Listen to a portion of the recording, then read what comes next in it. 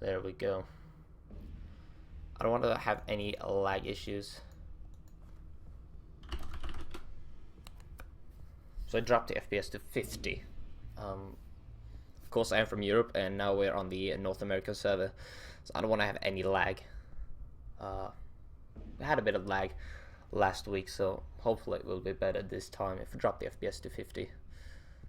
60 is a bit too loud. Oh, a bit too loud. A bit too high, I think. But I think everyone is ready, so let me know in this first game how sound levels are. Audio, microphone, everything. Please do let me know, that'd be super great.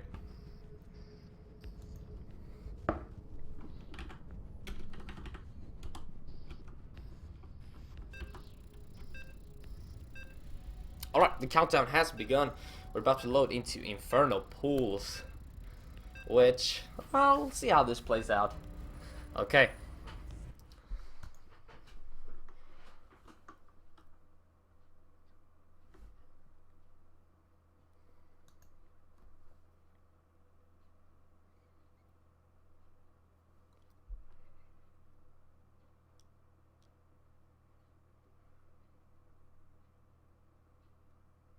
As I said, it's going to be a diamond. Perhaps you didn't hear that. I restarted the stream. It's going to be a master slash diamond versus a diamond player. So it's going to be a pretty cool matchup here on Inferno Pools.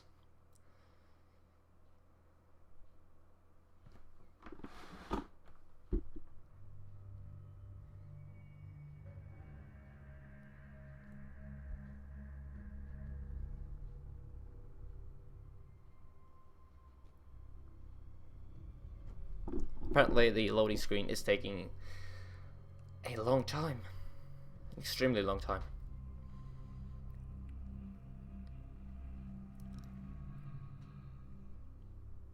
We're still not in the game, so you're not missing anything, don't worry. I have finished loading, our two players have finished loading, but apparently some of our spectators are not loading that rapidly, quickly, that fast.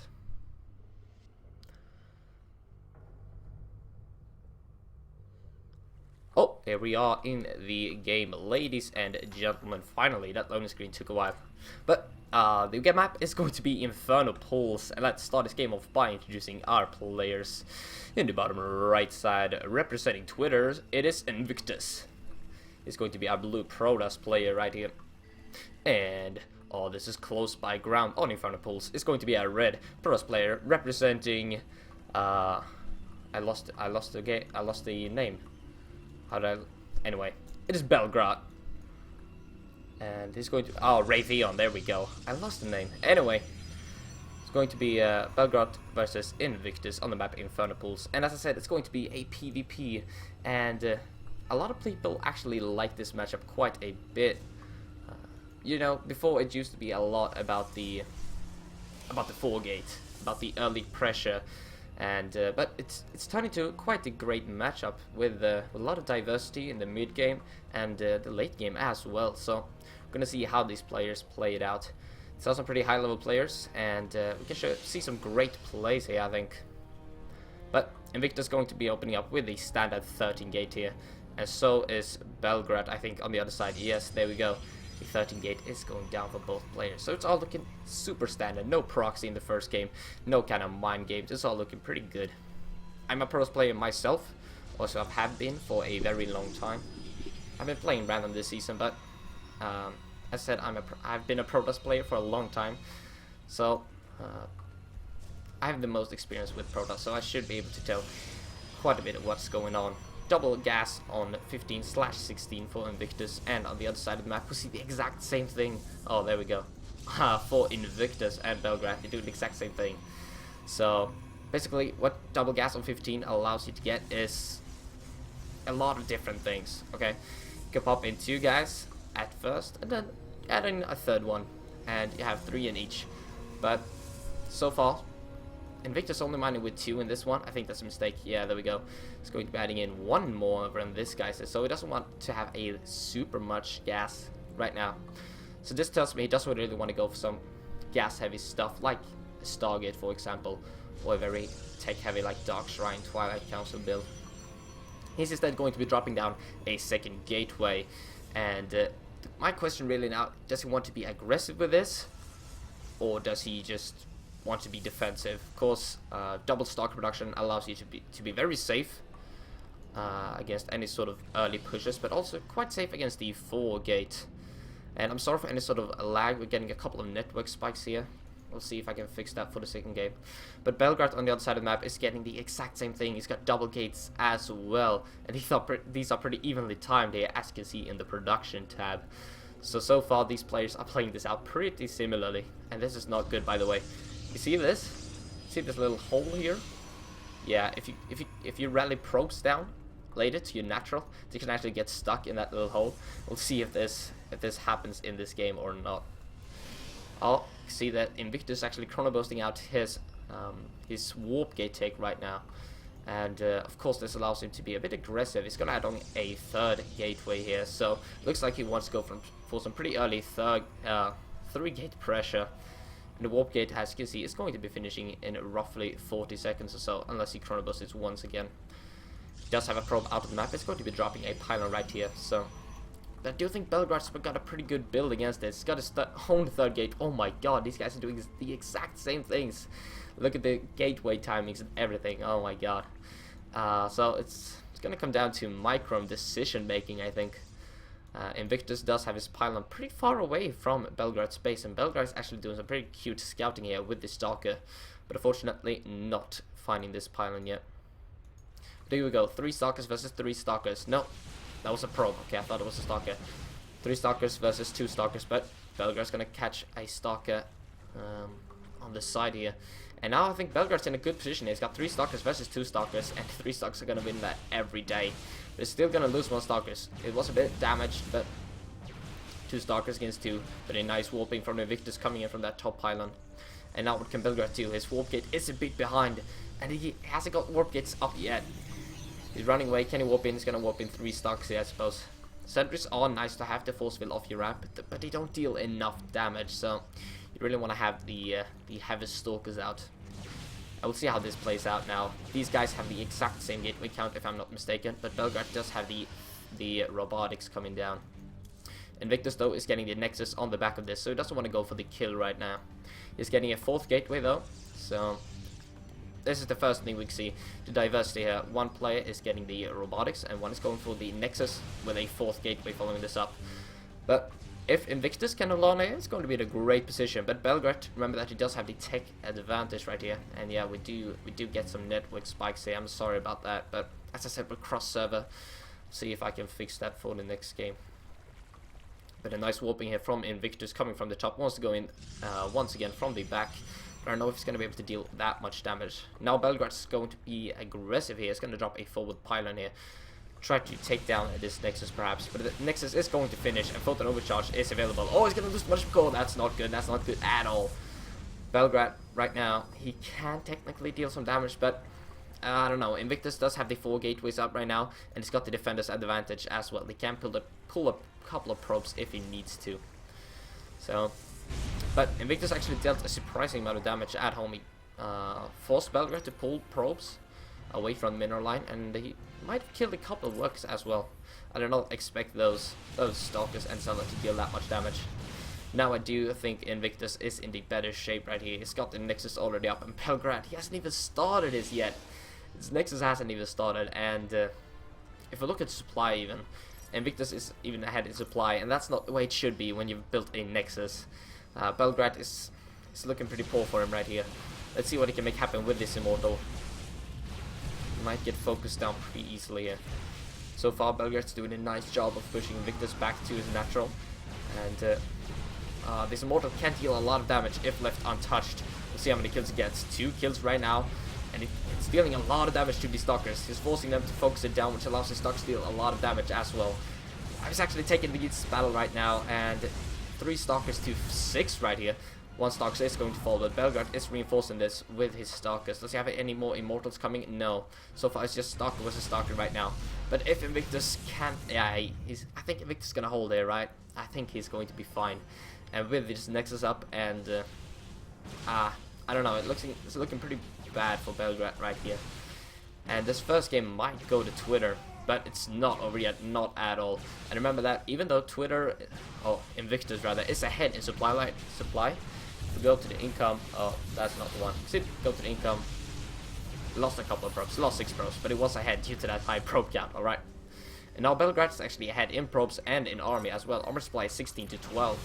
So let's see if we can push in here, deal more damage. It's trying to micro stalkers, but not doing it very effectively, really. It did kill off a couple of probes, remember that? So it did deal a bit of damage, and Belgrade's actually managing to push this back right here. The robotics facility has finished, but so far no immortals are being produced from our blue Protoss player, and I don't know how this happened. Somehow Invictus getting pushed back into his main, and if Belgrade gets this Nexus, that is going to be a huge thing for him. Let's see if he can warp in a couple of sentries perhaps and force field off this ramp. That would be pretty rad. Oh, rad is a fantastic expression. And yes, this is going to die.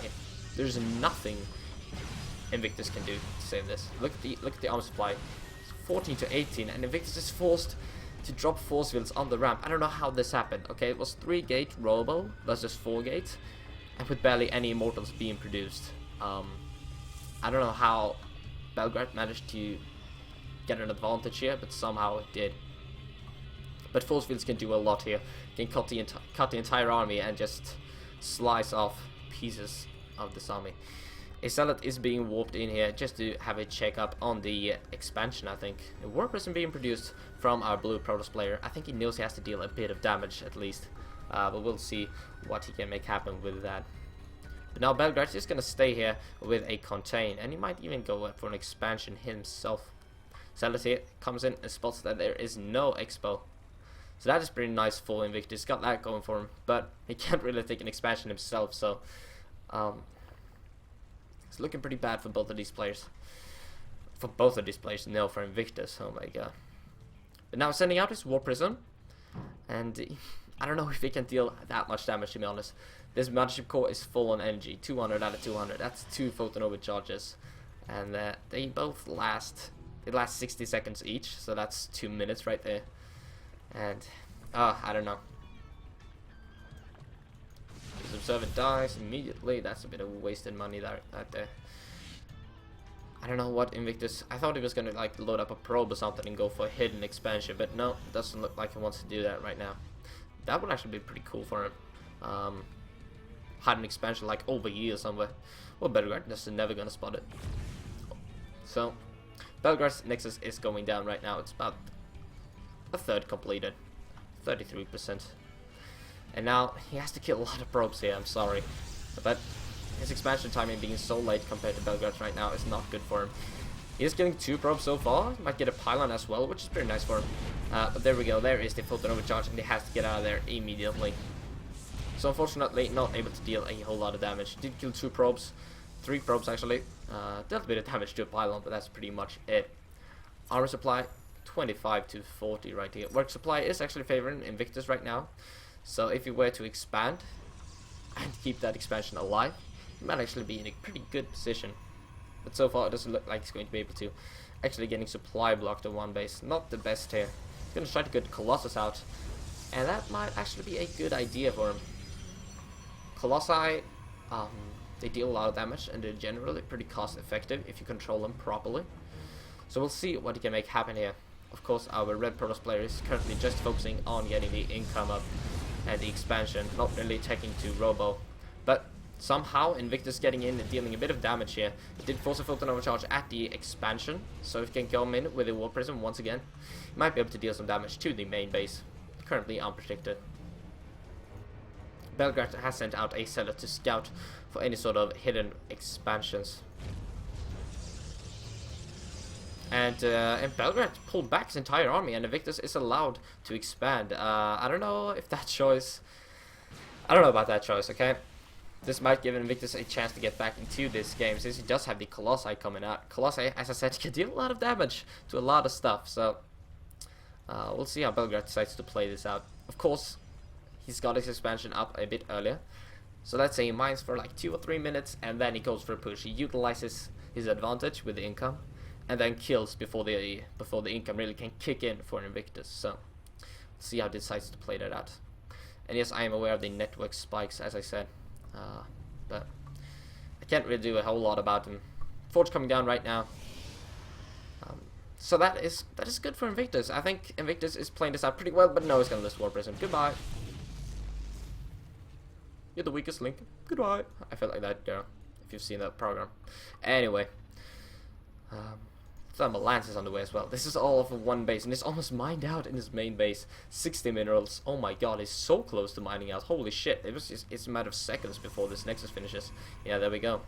But now Belgrade, he is going to be using his mineral advantage, his income, and he might be able to deal a bit of damage here. But remember that these sentries are high on energy. They can easily slice off a couple of parts of this army and deal a lot of damage with his Colossus.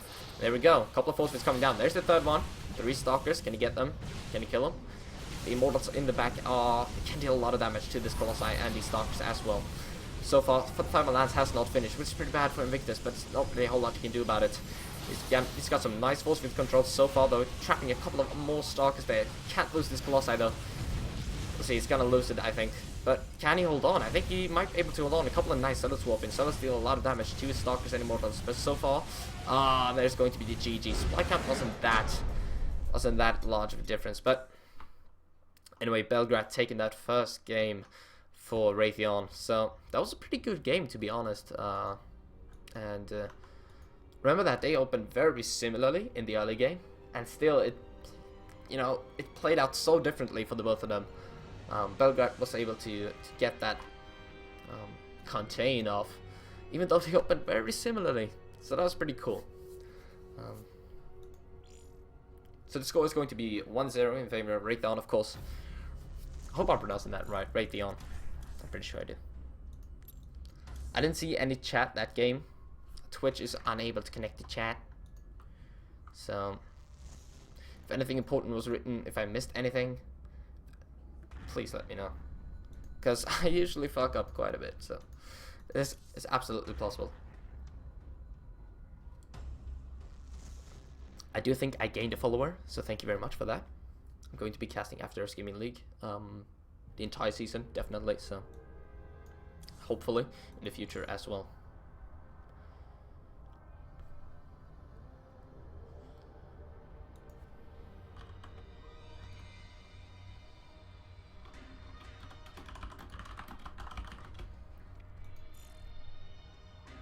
I hope the lag wasn't too bad. Let me know if the lag was bad. I do know we had some network spikes, but as I said, we are cross-server. I can't do a whole lot about that. Hopefully it will be better in the second game. A lot of you probably know that StarCraft can be a bit laggy in the first game. And unfortunately, I didn't have time to play a game before this one.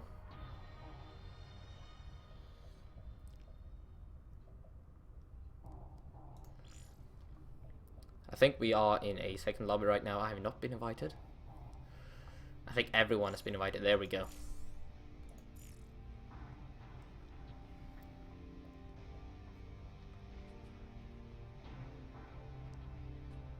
But I do think our Blue Pros player, what's his name? Invictus?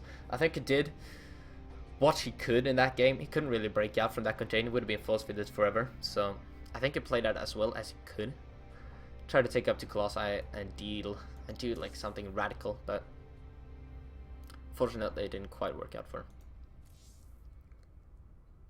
We don't have any sound. We don't have any sound. Is that correct? Shardarka says no sound. If it's been no sound the entire game, that is absolutely atrocious. Okay, I'm gonna be asking.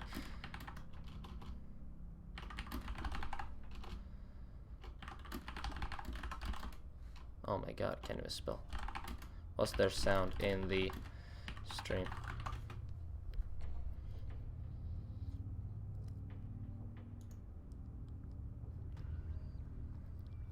I don't hear any.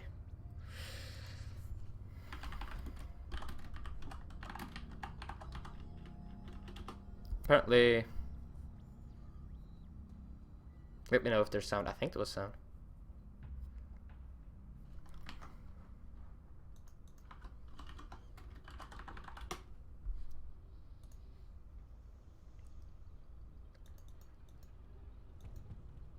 Is the sound too low? Kitten Masher, he says he can hear sound. Does it sound too low?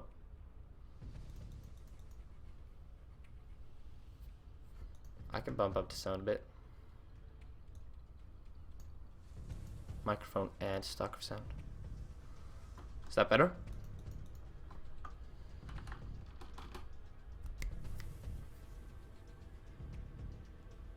Okay. So we're going to be waiting for the second game.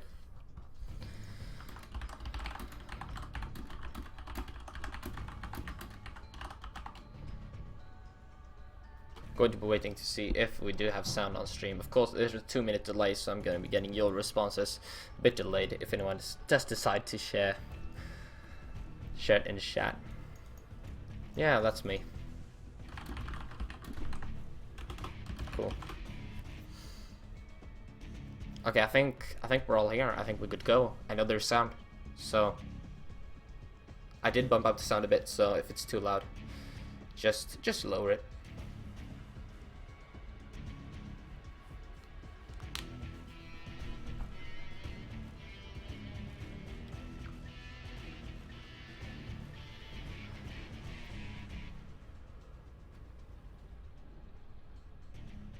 VODs are Skyware is getting sound. That is good. VODs are going to be VODs. That VODs are going to be available on my YouTube channel.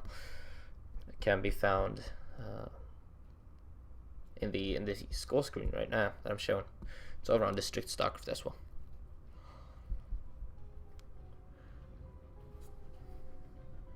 I think we're good to go.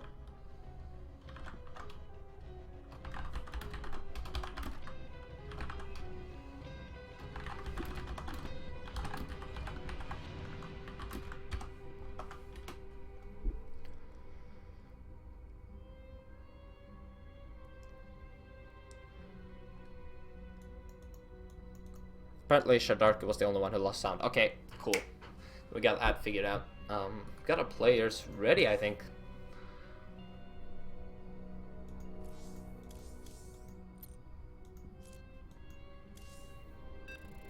Okay, there we go. The countdown has begun. And Raytheon is currently ahead 1-0. But this is a best of 5, of course, so we have a lot of games remaining. At least 2 games. Okay, got that? Cool. We are in the loading screen right now. And we have a Diamond player representing Raytheon and a ranked player representing Twitters. But I think he has been ranked in Diamond once. I saw him play 1 season. So, we'll see.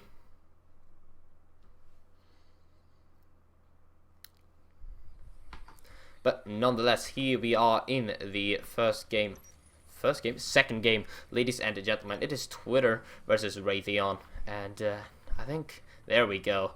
The great representing Raytheon is at 1-0. But let's start this game off by introducing our players. In the 12 o'clock position on Vani Research Station, our Red Circle player is the Great, and he's representing Raytheon. Apparently, he's Korean. I don't know if that's legit or anything, but. Uh-oh, yeah, that's right. He's Korean, better watch out. And in the 6 o'clock position, our blue Pearls player, it is Ziggy, representing Twitter. It's going to be PVC on Vani Research Station, and not a favorite of mine, this map, but perhaps some people like it. I think the third base is just a bit too hard to secure versus Zerg. There's an attack angle, there's huge attack angle here. And the map is pretty open overall. So as a Protoss player, not a huge fan, okay? Not a huge fan. But we'll see how this plays out. PvC, I think it's one of the best matchups out there. I know TVC is loved by a lot of players, but I think PvC is a lot of fun. There are a lot of different playstyles available. Of course, this can go Mutalisk, but in general, we do see Roach Hydra versus some kind of Colossi composition. We are still getting lag spikes, but as I said, there's nothing I can do about it. We are cross-server. Let me know if you want me to try to drop the FPS on stream, if that would be better, if the lag spikes are too much to handle. But anyway, Siggy is going to be dropping his Forge right now, and is looking to go for a safe Forge expand so far.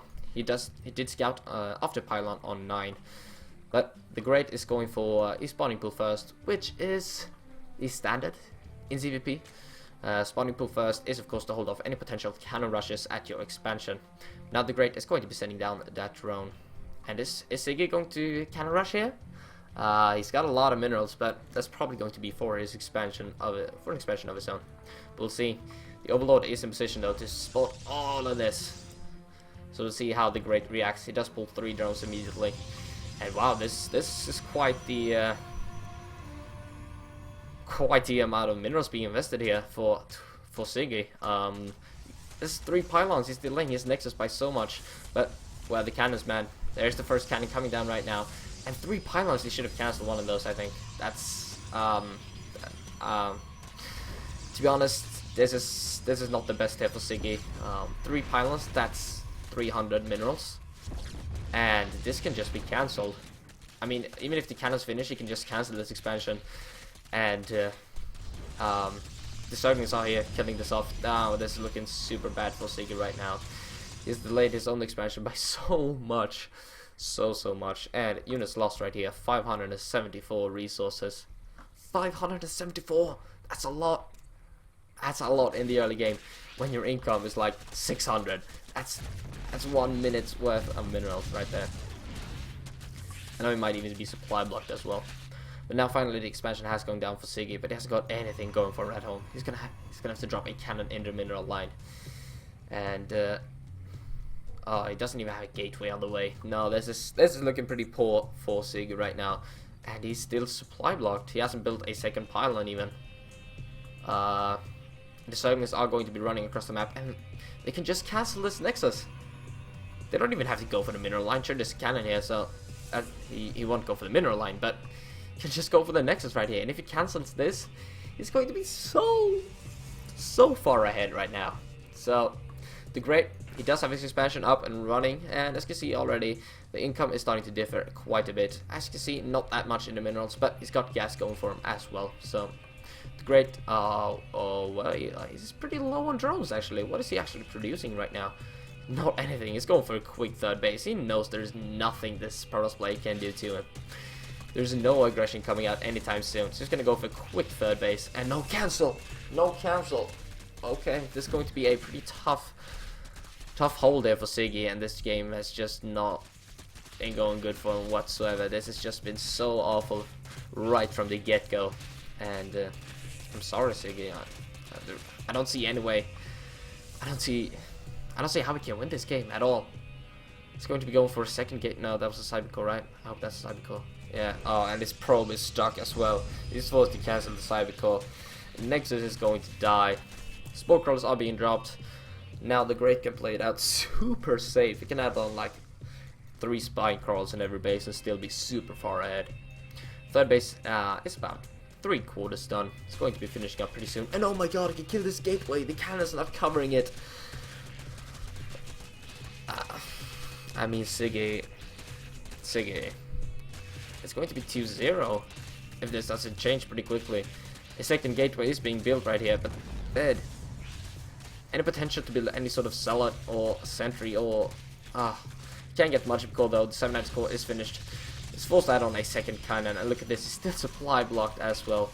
Now Roach 1 is going to be built, and the Great, I think it's just going to go for a Roach push in like 2-3 minutes or something like that. Just going for the killing blow. There's the GG already. Siggy, he knows he's dead. And oh my god, that was a quick game.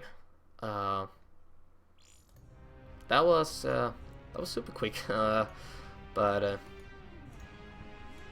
2-0. There we go, changing that. 2-0 for Raytheon right now, and Twitter has to take this next game, otherwise they have lost the entire series. That's just, that can happen from time to time. Of course, that's happened to everyone on ladder.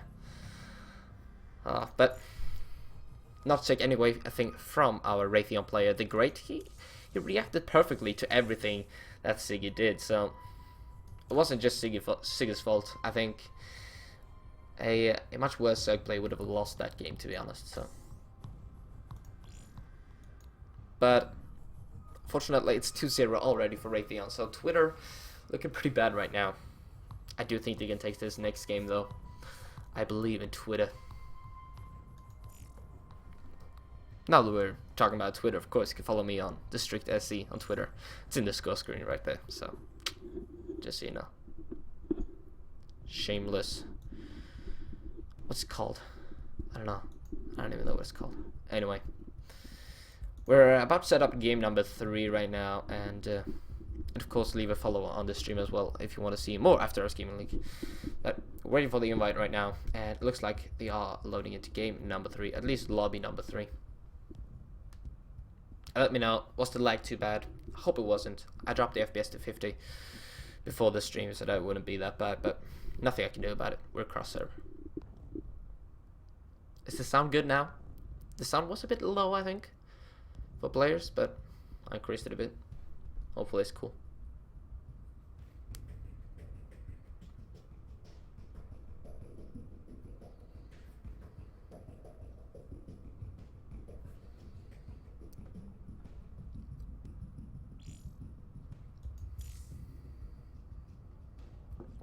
Now we received the invite for lobby number 3, so we're going to be jumping into the next game right away here. No downtime, I like that.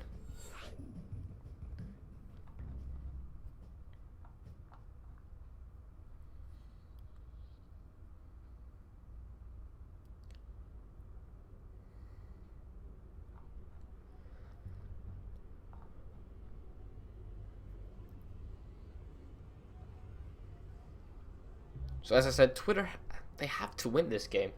So I don't know. Of course, they have already chosen a player. What's it called?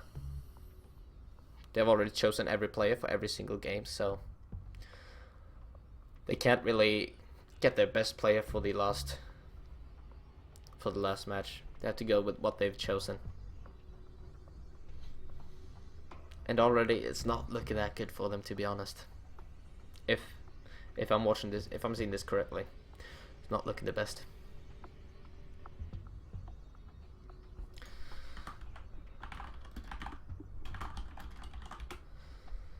Okay, we are going to be starting this game,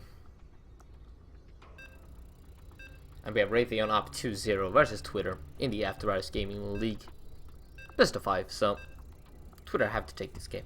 They absolutely have to win now. And it's going to be a TVT on the map Secret Spring. I think we've only played the new maps today, haven't we? Yeah, we started off with that fiery map. I don't know what it's called. And shameless plug. That's correct, Skyware. I saw it right now in the chat. Shameless plug. We started off on the map, the fiery map with the lava. I vetoed that. I don't like that map. And then we went to Vani Research Station. And now we're on Secret Spring. So here we are in the third game, ladies and gentlemen. It's going to be 2-0 right now for Raytheon. And representing Twitter, up in the top right side is our blue Terran player. It is Prodigal Sun? Prodigal Sun? I don't know. Okay. And in the bottom left side, representing Raytheon, it is Fire Ferret. That's a pretty cool name, to be honest. So, as I said, it's going to be a TVT, and unfortunately for Twitter, I did mention they have to win this game. There's a silver versus diamond today in the final game. So Prodigal Sun representing Twitter is going to be in the silver league, and Fire Ferret is going to be in diamond. So we have a skill difference there already, but hopefully I do believe Prodigal Sun can take this anyway. TVT is kind of a coin flip matchup. It's turned into coin flip matchup, sort of. It's been turned into the new PvP almost. But it's a lot of small, tiny things can alter this matchup, I think.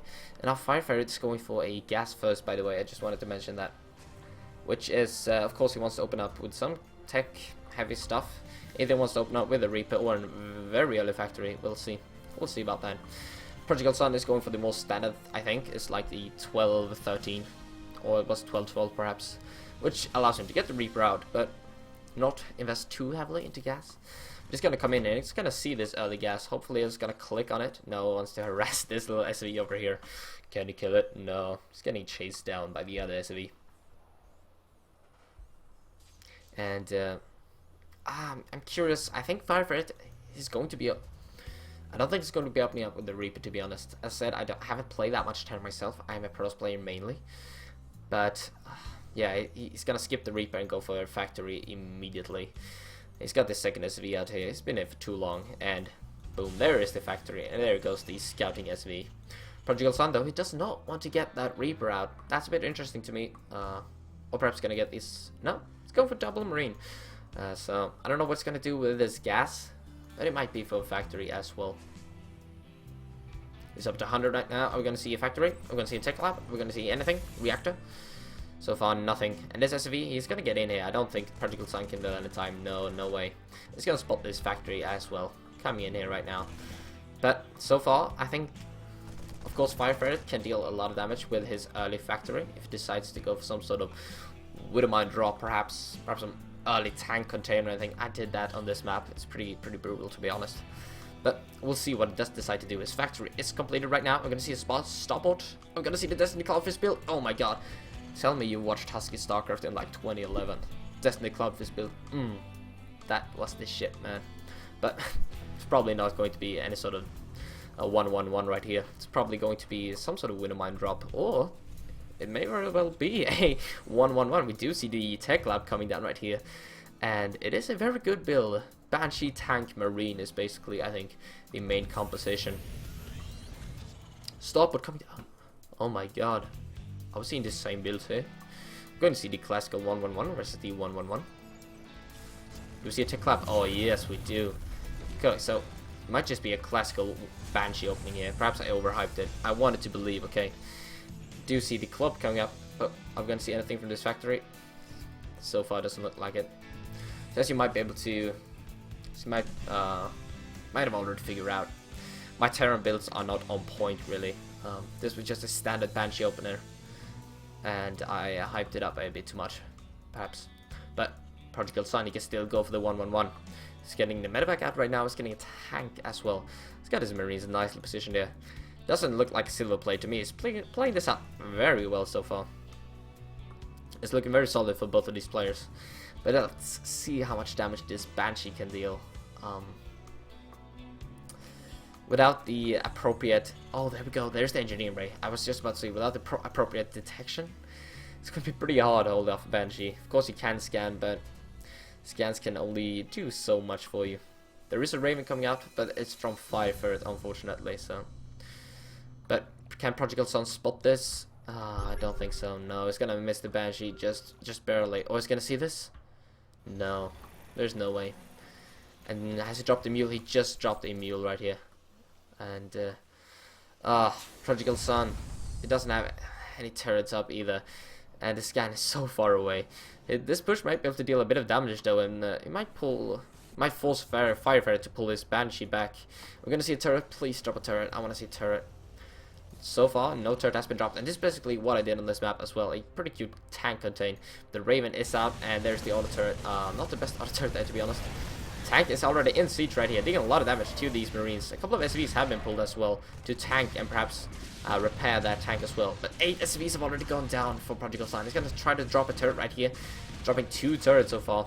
And if Firefighter's too focused on the main battle at home, he might not be able to control that Banshee properly.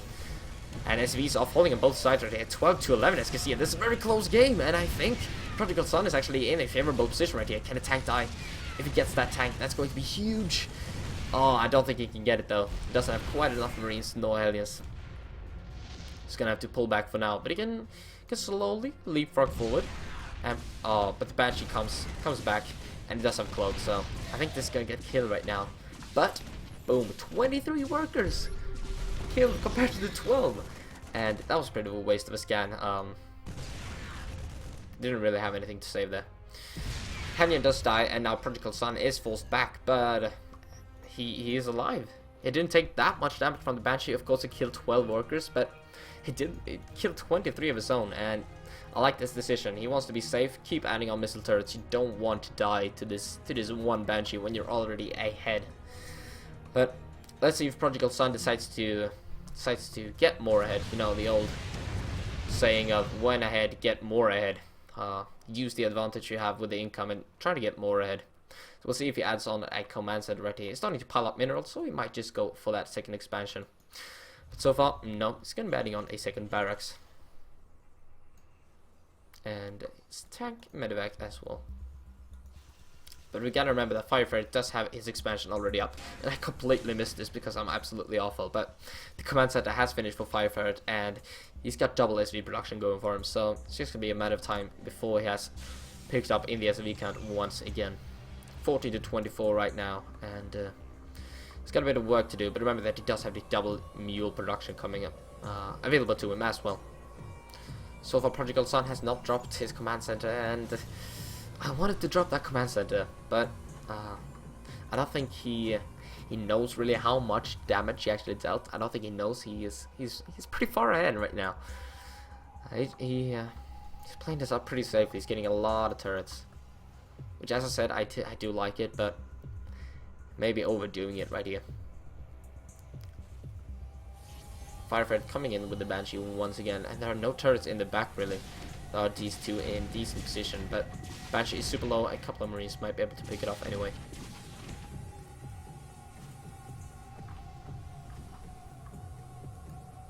And Prodigal Son has actually gone for a drop right here. Did manage to kill 2 SCVs, and it's gonna continue with the drop up here at the expansion. Might get a couple of more SCVs actually. And yeah, there we go. A couple of SVs are dying. I don't even know if Prodigal Son was actually in Silver League. I did say he was, and I think he was, but he's playing this out pretty damn well. Barracks and Engineering Bay being added on for our Red Terran player. And if we go to the armor supply, we can see that Prodigal Son is ahead in armor supply and work supply. But if he decides to sit back for too long, I think this one base play is going to it's not going to end up that great for him, to be honest. He does have his second command center coming up, but it's a bit too late, to be honest. Go back to the unit count, you can see there's 25 SVs to 23 right now. So Firefighter is back in the SV count, and he does have his command center, his expansion already established. So Prodigal Son, he has to get his command center landed as soon as possible. Perhaps try to deal some damage to his opponent. His supply block currently not the best, but he does have to go 2 spike boats on the way. Stimpack is being researched for both players, and I almost, I don't know, Stimpack and TVT just, it seems like it's always so very late with these marine upgrades in general. No combat shield, no Stimpack at the like 14-minute mark almost. It's a bit, I don't know, it feels a bit weird to me. I try to always prioritize Stimpack in these matchups, but perhaps it's because I'm pretty bad at Terran, to be honest. Still, yes, no expansion for Prodigal Son, and Firefighter is going to be very happy when he scans that and sees that there is no command center landed up here. So far, Prodigal Son is deciding only to use this command center for double mule production and nothing else. He doesn't have any medevacs out, which is pretty bad for him. Medevacs are crucial in TVT, but of course so are tanks, and the tank count is what Prodigal Son has going for him. He's got 4 tanks compared to the 2 of his opponents, so with some nice siege tank positioning, he can definitely take out a medevac army nonetheless. But Firefighter, as I said, he has been in mining for a long time from the expansion. Prodigal Son is going to be landing that right now. But this game has still been very slow. We had the very fast, quick start to it, but now Prodigal Son, he has been sitting back for a long time, allowing his opponent to get back into this, and I do feel like he didn't quite understand that he dealt that much damage. I don't think he realized how much damage he actually dealt. Now Firefighter is moving up with a couple of Marines here, and he might, he's gonna go for double drop or something. I don't think he can take down this army whatsoever. There are a lot of tanks here, 5 tanks compared to the 2 for Firefighter, so I think Prodigal Son is going to be killing this army, crushing it completely.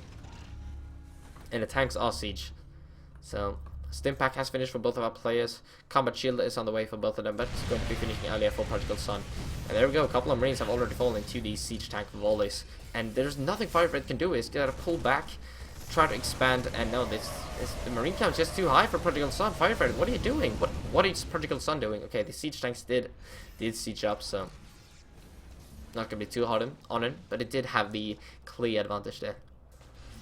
Oh, thank you in the chat. I can't pronounce your name, but apparently Prodigal Son is in silver this season, but he's a former diamond player. So you know, with the weird ladder stuff, Prodigal Son has apparently been a diamond. So that's why he's playing this out pretty well, to be honest. Double refinery going down at the expansion. Prodigal Son currently is I don't know if he's still behind in the income. Should be behind by a bit, but now he's killing this army off finally, and he might be able to go for a push here. As I said, he does have the tank count going for him, so he can definitely siege up and get a contain going out here. No third base has been added on for these players, right? No, a couple of more barracks are coming up, and Prodigal Son, he doesn't want to go for a third base either. Of course, he can do that. He can buy a lot of time by containing his opponent. I've said this a lot of times, but I do think it's a very solid play in TVT. He can also go for a big Doom drop, which has been a big thing in TVT recently as well. Now Prodigal Son is sieging up right underneath these rocks. That's a bit scary. The rock tower, of course, can be killed off and deal a lot of damage to the units underneath it. Now, right now, a couple of tanks and medevacs actually do fall right there. So, as you can see, the tank positioning and the siege timing really does a lot for the game, for TVT. Having sieged up tanks early on really can turn a battle. But as you can see in the income, Fire Ferret is still far ahead right here. And in the units tab, he's ahead by 12 workers. But Prodigal Son does have his third base coming down. But as I said, that Fire Ferret's almost finishing up his as well. So they're going to be finished at around the same time. Fire Ferret does have to fly his one down, so it's going to be roughly the same timing. But now we do see Prodigal Son going for that Doom drop right here. And Fire Ferret, he doesn't know about this. There's no way for him to know about this. He doesn't have any scans or any sort of stuff going around on the map, so. But he does have a drop going out on his own. Oh, can he spot this? No, that's so close. Oh my god. Oh, it does spot it. Does it react? Did he see it? I don't know. A scan is coming down. It's going to avoid it with the medevacs. No, it's going to come in here. Probably kill off that command center. Yeah, the third base is going to die for Fire Ferret, so that's pretty unfortunate for him. But at the same time, he is pushing out on the map, and he's got this drop going for him as well. Prodigal Son is stimming over a couple of units here, and he might be able to get the medevac. Can he intercept it? Yes. Oh, that's a huge pickup there. Tanks are in position here, and as I said earlier, siege tanks can deal a lot of damage in TVT, and they're super important. So it did deal quite a bit of damage there, but the Marine cap was just a bit too high. So now what can Prodigal Son make happen with his army down here? We'll see. It's definitely got the arm advantage down there, but Fire Ferret is in his main base. So we're going to see a base race right here. Prodigal Son does have quite a couple of Marines over at the third base. And now Prodigal Son is moving in, and this is a pretty interesting position for both of these players. Who's got the most routine here in the base trade situation? Apparently, I think Fire Ferret's going to be taking this pretty easily down here. One tank's in position, dealing a lot of damage to the SVs, but not a whole lot more than that was actually killed up here. And now I think Fire Ferret's gonna take this game. Oh my god. Is this already going to be over? I think it just may be over. Oh my god. That was pretty sad. I think Twitter are going to lose this. There's nothing Prodigal Son can do here. He's got the third base established with a planetary fortress, but of course tanks definitely outrange those. So it's looking pretty bad here for our blue Terran players. Looking pretty poor. I think that's an expression. I don't fucking know. Infantry weapons level 2 is going to be finishing up for our red Terran player as well. But Prodigal Son, he does have quite a lot of Marines in the main base of Fire Ferret. He doesn't want to give up quite just yet. He's forcing Fire Ferret to pull back, but there's one tank in this composition, and as I said, tanks deal a lot of damage. 2 tanks actually. And our Prodigal Son, he isn't microing this properly, and he's going to be losing this battle, I think, unfortunately. The upgrades are favoring Fire Ferret as well, and Prodigal Son, there we go. GG, and oh my god. Raytheon takes this series 3-0, and that is going to be that. That is going to be that, ladies and gentlemen. I hope you enjoyed the games, and wow, that was pretty quick. A nice 3-0 from the Raytheon. 3-0 Raytheon. Oh my god. And that was such a close game. Remember that our blue turn player was ahead by a lot in the third game. He did kill off a lot of SVs. But somehow, some way, our Raytheon player managed to come back and finish the game right there. Finish the entire series. So that is going to be that. I don't think there's a whole lot more that are going to be. I don't think they want to play like some show matches or anything. I think this is going to be it. But I'm waiting right now for the reports.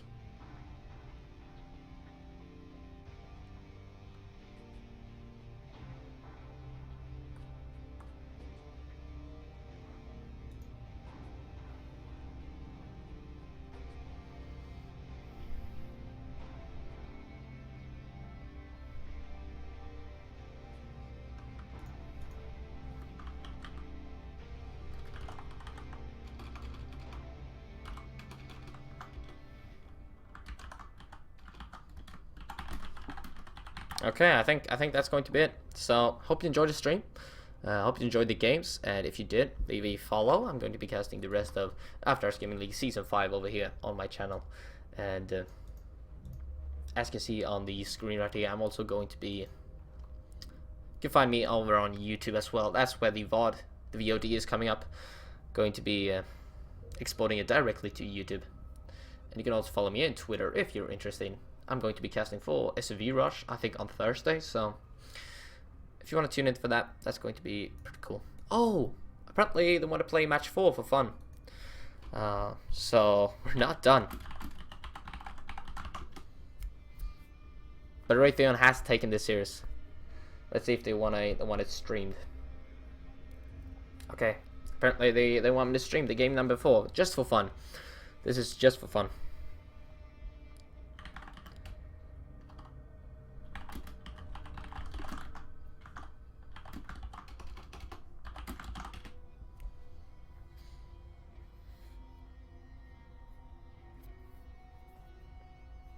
So 3-0 Raytheon, don't forget about that, but 4th game is still happening.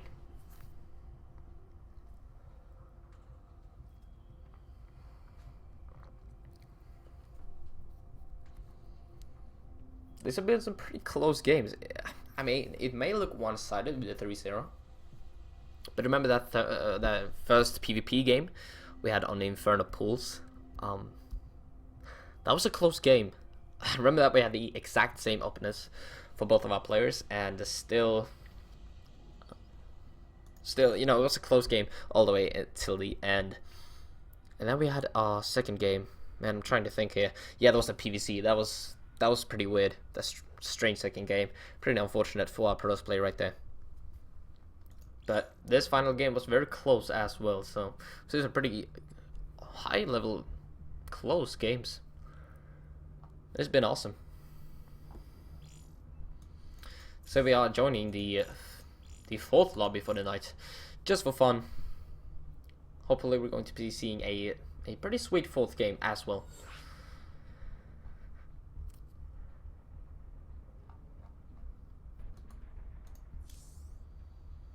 We have I think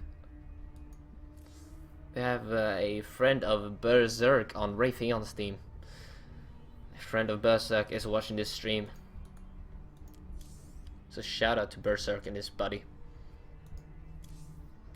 6 support on the stream. I think Berserk is going to play right now, so that's why I'm telling you this. Hope the friend of Berserk is listening very closely.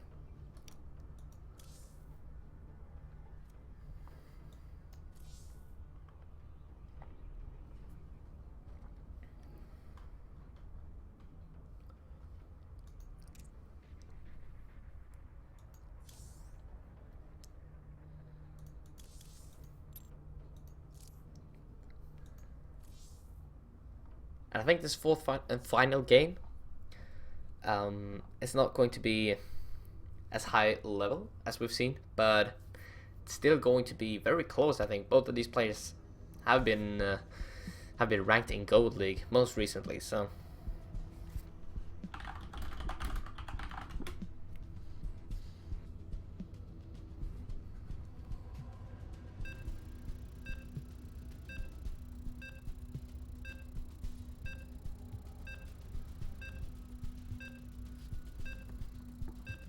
There we go. Countdown is finished, and we're loading into Catalina LE. I love this map. Our good old 3-player map.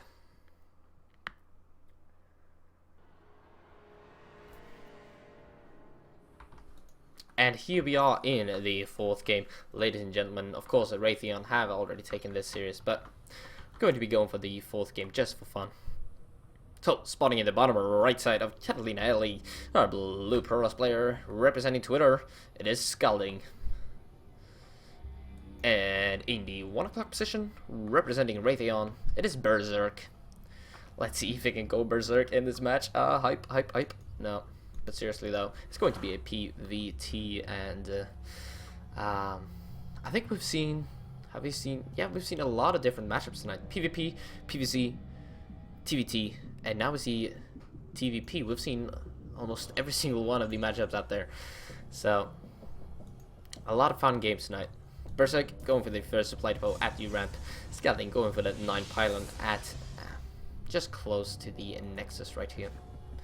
And of course, this is a very Reaper friendly map, so I do expect Berserk to go for like a 12-12. Get the gas up, get the barracks up, and have a lot of fun with this ledge right here, up and down with this Reaper, back and forth. And that can be pretty annoying to deal with as a Protoss player. We do see the barracks going down. I'm not seeing the gas. I'm not seeing the gas. Are we seeing the gas? No. That's a scouting SV. Are we seeing the gas? Still no gas. I really expected our turn player to go for the gas and the Reaper.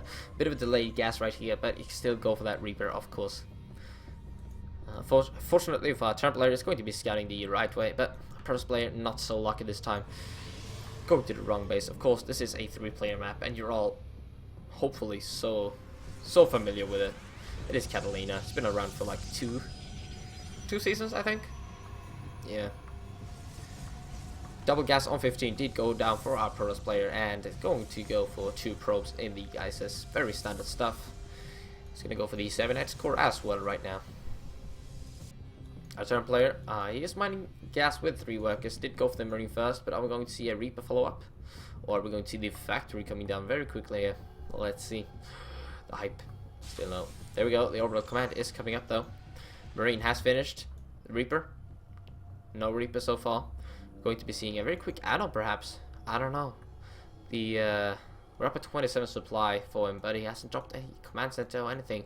There we go. The barracks is going down right now. I've never really seen this build order, but as I said, I'm not that good with turn at all. I've mainly played Protoss in my career. So Cybernetic core is finishing up for our Protoss players, starting Warp Gate, and the Zealot has been started as well. As you can see, it has been set down here, but he did cancel it, and he's deciding to go for that Stalker instead. That Zealot is just to cancel any sort of potential early engineering bay blocks, which can be super annoying to deal with. Tech Lab is going down for our turn player, and it is a bit of a risk to go for Tech Lab first. If our Protoss player is deciding to be aggressive with the Magic Core and the Stalker, it can definitely deal quite a bit of damage, but let's go for a very early Robo instead. So we'll see if he wants to go for super early Colossi perhaps. And as I said, the Tech Lab, it is a bit risky. You don't have quite the same amount of Marines that you would with a reactor, but he's got an early second barracks coming up in a way, so He's probably going to be fine. Our Protoss player is still not aggressive with his unit, so it doesn't really matter. And now we see the same thing that we saw in the first game. This hole right here, you see this shit? That, if you get a second base and you rally point him down, sometimes it can get stuck there, your probes, and it's super annoying to deal with. But not really that relevant right now. Berserk is going for the command center right here, and is getting a third barracks as well. Still no factory. He doesn't want to get early Widowmice out or early Medivacs out. Apparently, he wants to stick to that Marine Marauder composition. Now, Scouting is going to be going for that expansion though, so we might see a pretty heavy macro game here from both players. Sentry is popping for our Protoss player, and he has invested quite a bit into these army units actually. So it's a bit odd not to see him being aggressive with these, but it doesn't really matter. He had a lot of potential damage here. Only one Marauder Marine, a couple of Marines, so. Now the War Prism is going to be on the way for our blue Protoss player, and that is pretty cool. I love War Prism styles. I'm not that skilled myself. I don't really use them that much, but they're so cool to see, to be honest.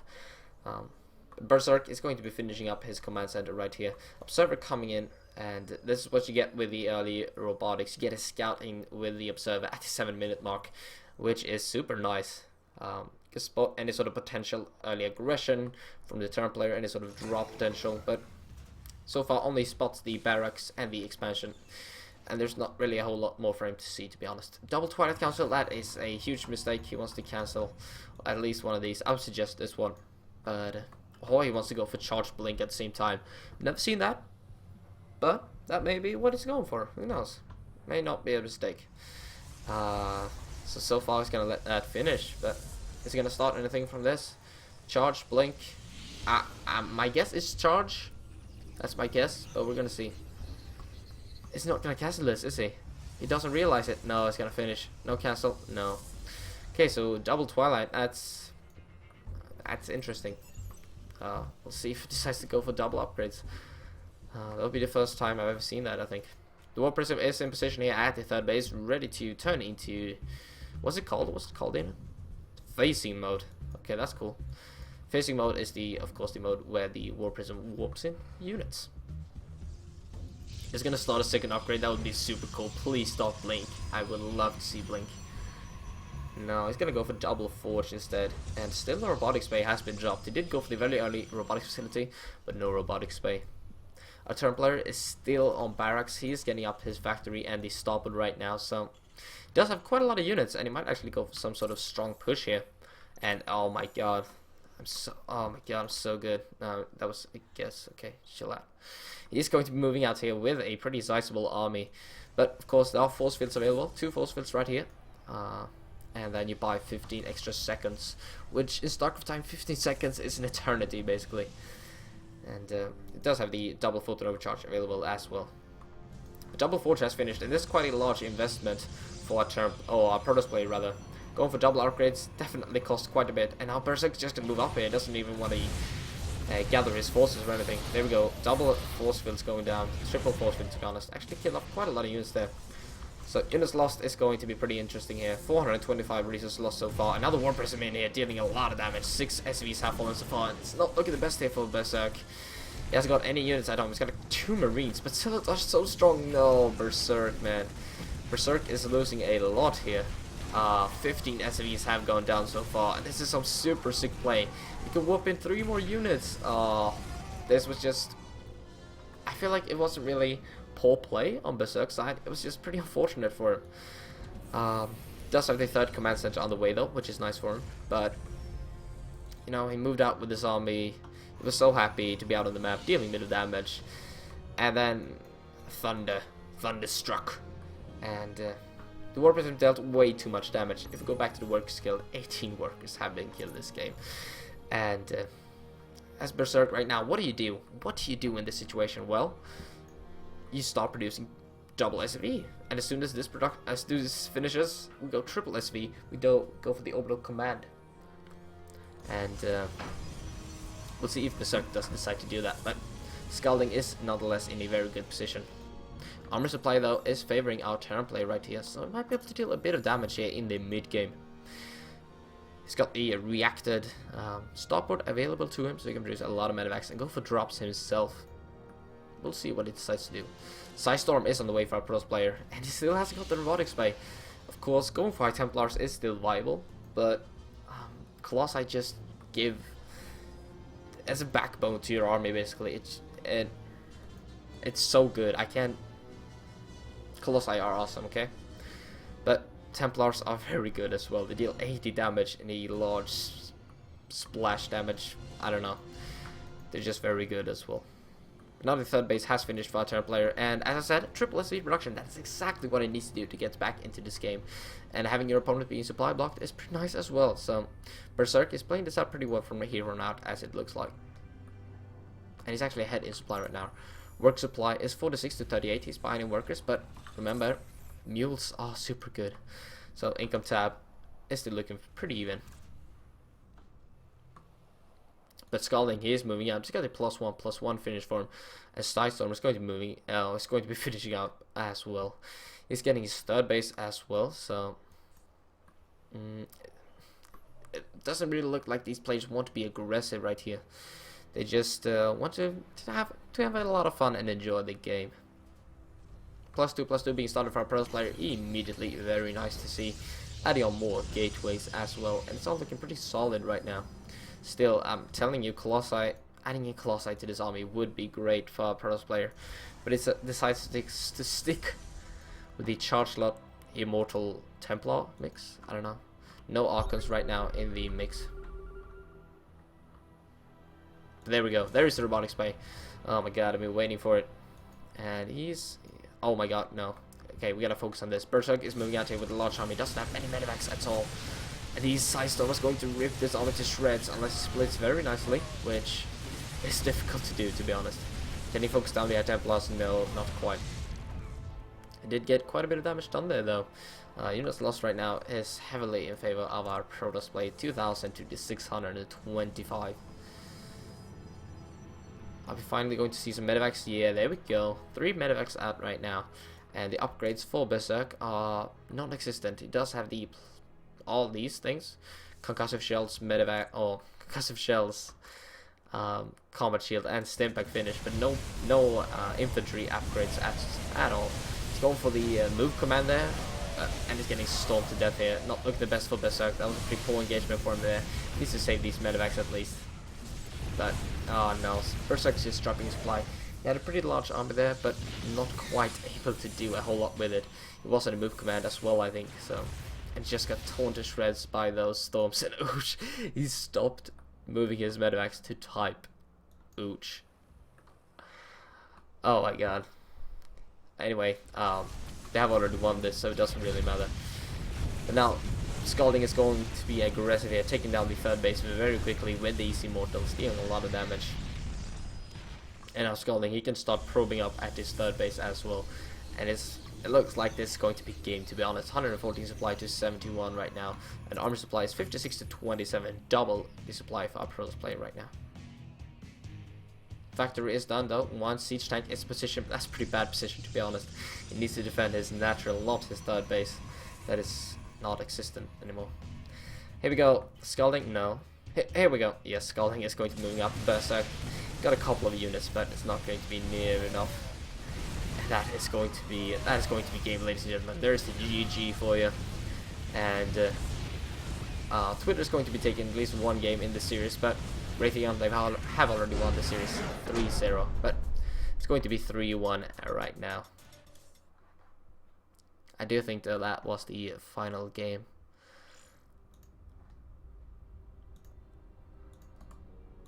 So let's change this to 1, and let's see what the guys over in the teams want to say.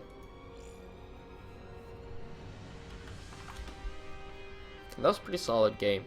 The War Prison play was absolutely phenomenal. I like that.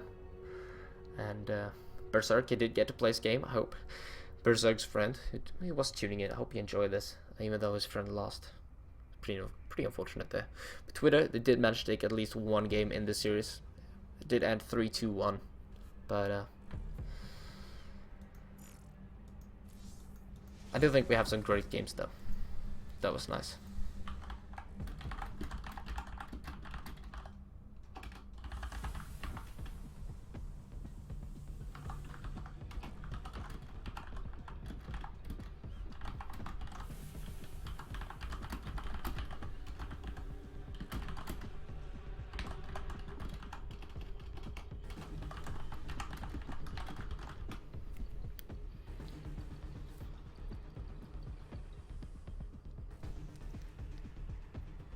So yeah, I'm going to be ending the stream here. Nonetheless, they might play a couple of more games just for fun, but as I said, I live in Europe, and it's pretty late here for me. I have school tomorrow, so I gotta go to sleep. But hope you enjoyed the stream. And once again, shameless plug. Thank you, SkyAware. Twitter, all that stuff. YouTube. The VODs are going to be over on YouTube, and you can leave a follow on Twitch as well. So hope you enjoyed the stream. I'm out. Peace.